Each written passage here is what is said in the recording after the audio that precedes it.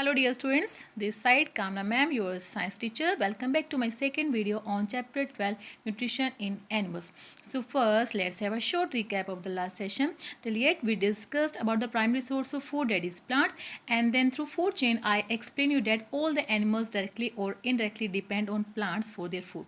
Then we verified that digestion starts in our mouth with the help of an equity, and then I explained you about nutrition in animals involve the following processes, which are ingestion, digestion, absorption, assimilation and egestion.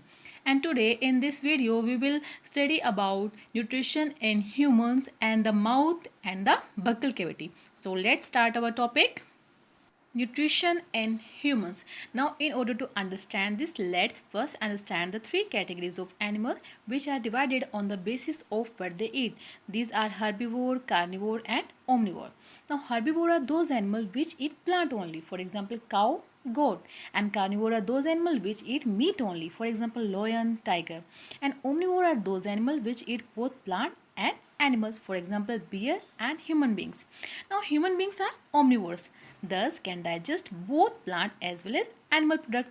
Actually they have well-developed digestive system that start from their mouth and end at anus. Now here brief introduction of different organs are given, and in this chapter we will study about all of these in detail. Now first organ is oral cavity, also known as buccal cavity. It contains teeth, tongue and salivary glands. Now salivary glands release a secretion known as saliva that contain an enzyme known as salivary amylase that initiate digestion here, and teeth help in mechanical breakdown of food and tongue help in mixing of food with saliva. Now next is pharynx. It propels the food into esophagus. Now what role does esophagus play here? It just transports the food into the stomach. So when the food reaches the stomach, here chemical breakdown of food by acid and enzymes take place, as well as mechanical breakdown also take place via muscular contraction. Then food goes into small intestine. Here different type of enzymes are present which help in digestion and absorption of water, organic substances, vitamins, ions take place here, and it also help in host defense, means it does not allow harmful bacteria to enter into the bloodstream. Actually, digestion in small intestine is also carried out with the help of secretion from liver and pancreas. Now, liver secrete bile juice that help in lipid or fat digestion.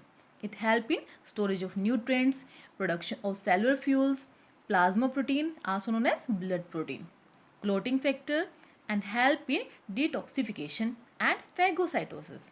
Now detoxification means the process of removing toxic substances, and phagocytosis is the process by which certain living cells known as phagocytes engulf the bacteria or other material.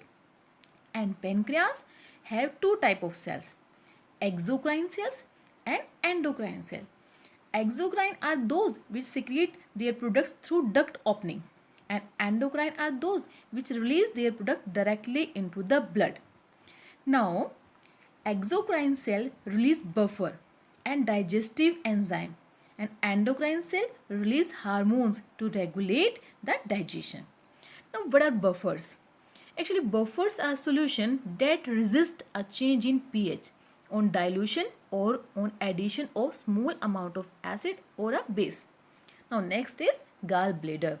It helps in storage and concentration of bile.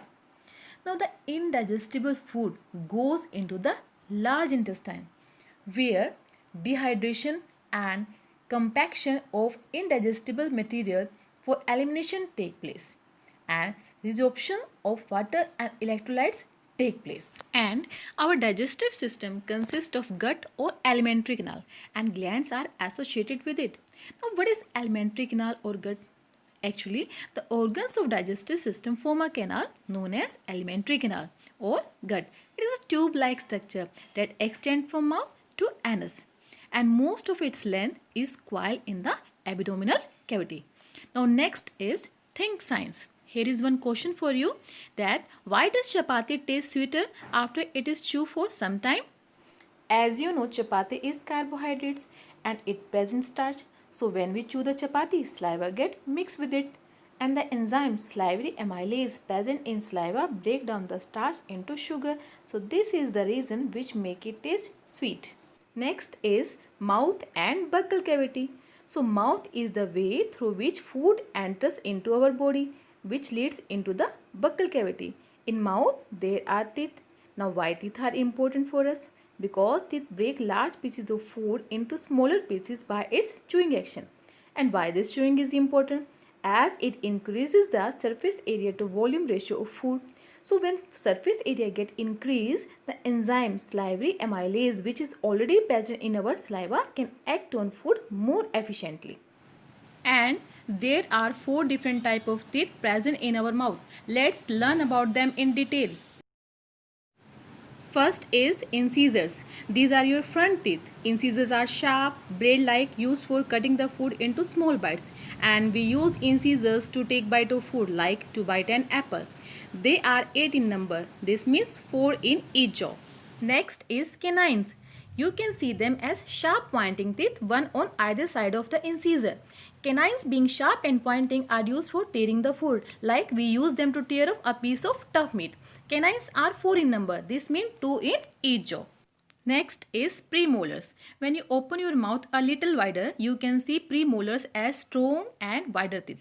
2 on either side of the canine. They share feature of both canine and molars. We use premolars for tearing and grinding the food. These are 8 in number, means 4 in each jaw. And the last one is molars. These are large back teeth, 3 on either side of the premolars. They have a wide grinding surface and we use molars for further grinding of the food to swallow it easily. Molars are 12 in number. This means 6 in each jaw. Thus, in adults' buccal cavity, there are 32 teeth, means 16 in each jaw. But the first set or the temporary set of the young people has only 8 molar teeth in all. And the second set of 4 molars develop at the age of 18 or later, and it is called as wisdom teeth. Now, human beings develop 2 sets of teeth in their lifetime. First set is known as temporary teeth or milk teeth, and the second set is known as permanent teeth. When we are born, we don't have teeth. Our teeth start developing at the age of 6 months and the set is complete at the age of 3. These are called milk teeth. They are 20 in number. Milk teeth are smaller in size and less strong. In milk teeth, we have 4 incisors, 2 canines, 4 molars in each jaw, and premolars are absent here. Our milk teeth begin to fall out after 6 years. As we grow older, new teeth replaces our milk teeth. We call these new teeth as permanent teeth. Permanent teeth start to grow at age of 6 years and we get their complete set by age 21. There are 32 permanent teeth, means 16 in each jaw. They are bigger in size and stronger than milk teeth. In permanent teeth, we have 4 incisors, 2 canines, 4 premolars and 6 molars in each jaw. That's all for today, and tomorrow we will discuss tooth decay and tongue. Now I have prepared few in between questions for you. Copy them in your notebook and learn them and try to make some more in between question answer. Thank you and stay home, stay safe and keep learning.